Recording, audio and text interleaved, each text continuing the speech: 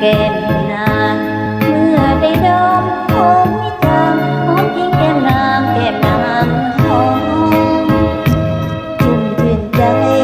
แม้ใครก็ต้องยินยอมว่าเป็นตา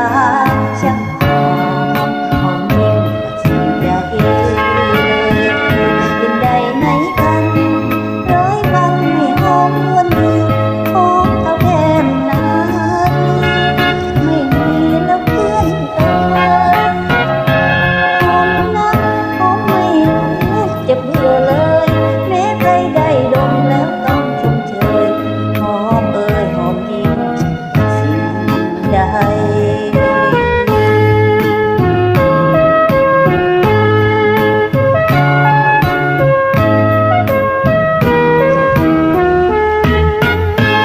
หอมอันใด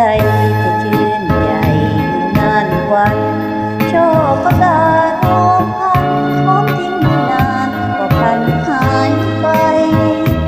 กลิ่นแก้มนางไม่จางหอมกว่าสิ่งใด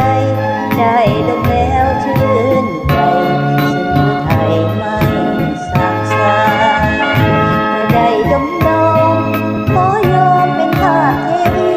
ถึงจะสิ้นชี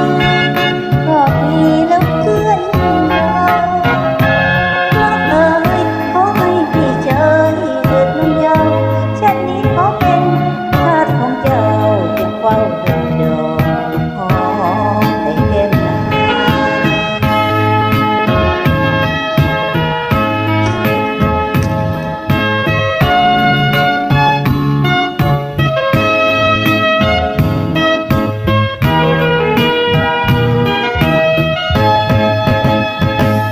หอมอันใดจะชื่นใจอยู่นานวันชอบประกาศร้อยพันหอมทิ้งไม่นานก็พลันหายไปกลิ่นแก้มนางจางหอมกว่าสิ่งใดได้ดมแล้วชื่นใจซึ่งไทยไม่สางสาได้ดมดมขอยอมเป็นทาสเทวีถึงจะสิ้นสีก็พี่ยอมแล้วเรารักเอ่ยขอให้พี่เจอเกิดมันยาวชาตินี้ขอเป็นทาสของเจ้าเป็นความยอม